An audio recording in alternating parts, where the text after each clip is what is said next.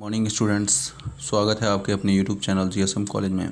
मैं प्रशांत सिंह आपका हार्दिक स्वागत करता हूं। जैसा कि हम लोग एक सीरीज़ में पूरा पादप जगत पढ़ रहे हैं, इस दूसरी सीरीज़ में हम लोग एनवायरमेंटल स्टडी से संबंधित सभी प्रकरणों का अध्ययन करेंगे। आज ये आपकी नई सीरीज़ स्टार्ट हो रही है जिसमें हम लोग पारिस्थितिकी यानी कि एनवायरमेंटल स्टडी से संबंधित यानी कि पर्यावरण अध्ययन से संबंधित जो सभी के लिए, चाहे वो टेट की तैयारी कर रहा हो, चाहे वो पीसीएस की तैयारी कर रहा हो, किसी की भी तैयारी कर रहा हो, कोई सा भी एग्ज़ाम, कम्पिटिटिव एग्ज़ाम हो, इससे क्वेश्चन पूछा जाता है। तो ये बहुत ही लाभकारी होगा। इसमें हम लोग सबसे पहले इकोलॉजी पारिस्थितिकी से प्रारंभ करेंगे, पारिस्थितिकी के प्रकार पढ़ेंगे, इकोसिस्टम पारिस्थितिक तंत्र पढ़ेंगे जिसमें पॉन्ड इकोसिस्टम और ग्रासलैंड इकोसिस्टम के बारे में पढ़ेंगे। इकोलॉजिकल पिरामिड, जिनको पारिस्थितिकी पिरामिड बोलते हैं, उनको पढ़ेंगे। फिर इसमें पोषण स्तर की बात होगी, पोषण स्तर को हम समझेंगे क्या होता है पोषण स्तर। फिर उसके बाद खाद्य श्रृंखला, खाद्य जाल, फूड वेब जिसको बोलते हैं। उसके बाद पॉल्यूशन भी हम लोग इसमें पढ़ेंगे और पॉल्यूटेंट्स यानी कि प्रदूषण क्या होता है और प्रदूषक क्या होते हैं, प्राथमिक प्रदूषक क्या होते हैं, द्वितीयक प्रदूषक क्या होते हैं, नेशनल पार्क्स क्या हैं, सेक्रेड ग्रुप्स क्या हैं, राष्ट्रीय उद्यान, वन्यजीव अभयारण्य, बायोस्फीयर रिजर्व्स जो हैं, ये सारे के सारे टॉपिक्स जो भी हैं एनवायरमेंटल स्टडी से संबंधित जो भी टॉपिक होगा वो हम लोग इसमें कवर करेंगे। तो आइए समझते हैं। सबसे पहले हम लोग इकोलॉजी यानी कि पारिस्थितिकी को बहुत पूछा जाता है। इससे आप किसी भी कम्पिटिटिव एग्ज़ाम की तैयारी कर रहे हैं तो इकोलॉजी और ये पूरा जो एनवायरमेंटल स्टडी का जो पूरा पोर्शन है, इससे बहुत क्वेश्चन पूछा जाता है। तो आइए समझते हैं इकोलॉजी यानी कि पारिस्थितिकी को। पारिस्थितिकी होता क्या है, तो सबसे पहले इस वर्ड को ही लेते हैं। तो जो इसका जो वर्ड है इको और प्लस लॉजी, दो भागों में हम लोगों ने इसको क्या किया, डिवाइड कर लिया, इको और लॉजी। इको का मतलब जो है यहाँ पे वो ग्रीक भाषा के ओइकोस शब्द से लिया गया है। इको का मतलब यहाँ पे ग्रीक भाषा के ओइकोस शब्द से लिया गया है और लॉगी का मतलब होता है लॉगस। ओइकस का मतलब यहाँ पे है हैबिटेट और हैबिटेट का मीन्स होता है लिविंग प्लेस यानी कि रहने का स्थान या फिर वास स्थान। इधर देखेंगे लॉगी, लॉगस यानी कि स्टडी यानी कि लिविंग प्लेस की स्टडी यानी कि हैबिटेट स्टडी यानी कि किसी भी वास स्थान या रहने के स्थान का अध्ययन हम लोग किस में करते हैं, इकोलॉजी में करते हैं। अब किसके रहने का स्थान, तो जितने भी जीव यानी कि वातावरणीय जितने भी जीव हैं, तो इसके अगर डेफिनेशन बनाएंगे तो क्या होगी, पारिस्थितिकी की डेफिनेशन क्या होगी, तो जितने भी जीव हैं यानी कि जीव और पर्यावरण के बीच में जो अंतर संबंध होता है, the inter relationship between the livings and environment, that is called ecology. यानी कि जो पर्यावरण है और जीव जंतु जितने भी हैं उनके बीच का जो आंतरिक संबंध होता है, अंतर संबंध होता है, उसका अध्ययन किस में करेंगे, पारिस्थितिकी में करेंगे, इकोलॉजी में करेंगे। आइए और समझते हैं इसको।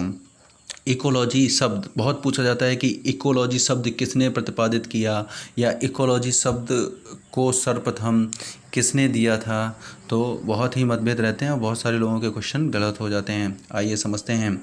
इकोलॉजी शब्द को सर्वप्रथम 1868 में इकोलॉजिस्ट थे जिनका नाम था एच रिटर, उन्होंने प्रतिपादित किया। अब किस रूप में प्रतिपादित किया है इसको समझते हैं। तो इन्होंने सबसे पहले, ये कहाँ के थे, ग्रीक के रहने वाले थे, ग्रीक इकोलॉजिस्ट थे और इन्होंने सबसे पहले इकोलॉजी शब्द को ओइकोलॉजी इस रूप में, किस रूप में, ओइकोलॉजी के रूप में प्रतिपादित किया था 1868 में। उसके बाद बहुत पूछा जाता है, एक और इनका सिद्धांत है जिसको बोलते हैं निश्चयवाद का सिद्धांत। तो पूछा जाता है निश्चयवाद का सिद्धांत किसने दिया, तो निश्चयवाद का सिद्धांत जो दिया है वो किसने दिया है, एच रिटर ने दिया है। दूसरी तरफ समझते हैं हम लोग, एक और इकोलॉजिस्ट रहे जो कि जर्मन के थे, जर्मन इकोलॉजिस्ट थे, और इन्होंने इकोलॉजी शब्द को किस रूप में प्रतिपादित किया है, तो ओइकोलॉजी, OECOLOGY के रूप में प्रतिपादित किया है। कब किया है, तो 1886 में किया है, और ये कहाँ के रहने वाले थे, जर्मन के। तो सबसे अगर पूछा जाता है पारिस्थितिकी शब्द को सर्वप्रथम दिया तो किसने दिया, यानी कि रिटर ने दिया। और जब पूछा जाता है तो प्रतिपादित किसने किया, है ना, प्रतिपादित किसने किया, या इकोलॉजी शब्द के इजाद का श्रेय किसको जाता है, तो वो आएगा आपका किसका नाम, अर्नेस्ट हैकल का। तो शब्द प्रयोग किसने किया था, एच रिटर ने किया, और प्रतिपादन किसने किया था, तो किसने किया था, जर्मन साइंटिस्ट इकोलॉजिस्ट जो थे अर्नेस्ट हैकल, उन्होंने किया। अब आगे समझते हैं टाइप्स ऑफ इकोलॉजी। इकोलॉजी के प्रकार क्या हैं, तो इकोलॉजी दो प्रकार की होती है, पारिस्थितिकी के दो प्रकार हैं। पहला है ऑटो इकोलॉजी और दूसरा है सिन इकोलॉजी। ऑटो इकोलॉजी को बोलते हैं स्वपारिस्थितिकी, ऑटो इकोलॉजी को क्या कहते हैं, स्वपारिस्थितिकी, और सिन इकोलॉजी को बोलते हैं समपारिस्थितिकी।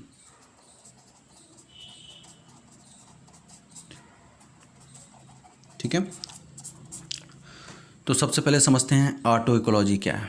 ऑटो इकोलॉजी का मतलब क्या होता है, यानी कि स्वपारिस्थितिकी, यानी कि जब किसी भी एक, क्या, केवल एक व्यक्तिगत स्पीशीज़, यानी कि कोई भी जैसे हॉट स्पॉट्स जितने भी होते हैं इनको तप्त स्थल कहा जाता है, तो वहाँ पर एक विशिष्ट प्रकार की प्रजाति निवास करती है।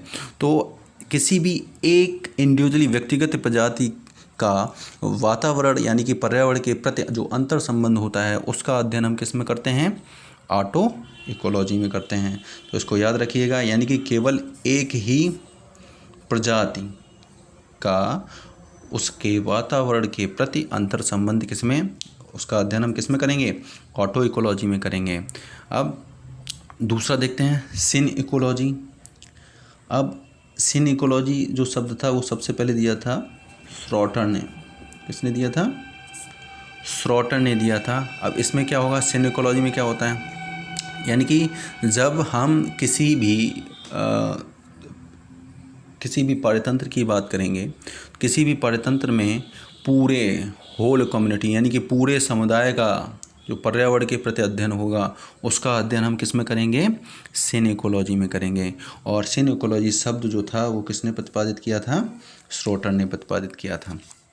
अब सिन इकोलॉजी में भी भाग हैं, पहला देखेंगे 3 भाग हैं, कम्युनिटी इकोलॉजी, बायोम इकोलॉजी और इकोसिस्टम इकोलॉजी।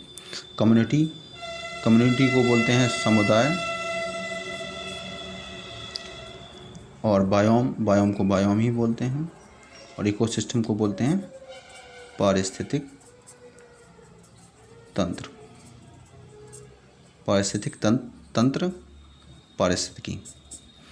तो ये क्या है, सिन इकोलॉजी के प्रकार हैं। और आप देख रहे हैं कि सारी के सारी कम्युनिटी इकोलॉजी यानी कि पूरे समुदाय की बात हो रही है। बायोम बहुत बड़े बड़े वन होते हैं, तो पूरे बायोम इकोलॉजी यानी कि बायोम की बात हो रही है, यानी कि ये भी कैसी है, ये भी आपकी सामुदायिक है। और अगली है इकोसिस्टम, तो पारिस्थितिक तंत्र हो गया। तो पारिस्थितिक तंत्र जो है वो कोई भी हो सकता है, चाहे वो महासागर का हो सकता है, चाहे वो वन का हो सकता है। और महासागर और वन में बहुत सारे जीव रहते हैं, बहुत सारे पेड़ पौधे भी रहते हैं। तो इन सभी का अध्ययन, हम तीनों का अध्ययन किस शाखा, सिन इकोलॉजी के अंतर्गत ही करेंगे।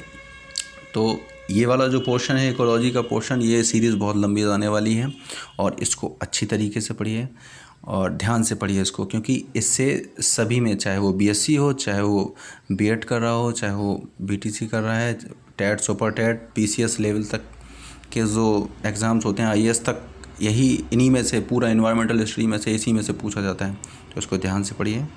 और वीडियो अच्छा लगता है तो लाइक कमेंट शेयर ज़रूर करिए। बहुत बहुत धन्यवाद।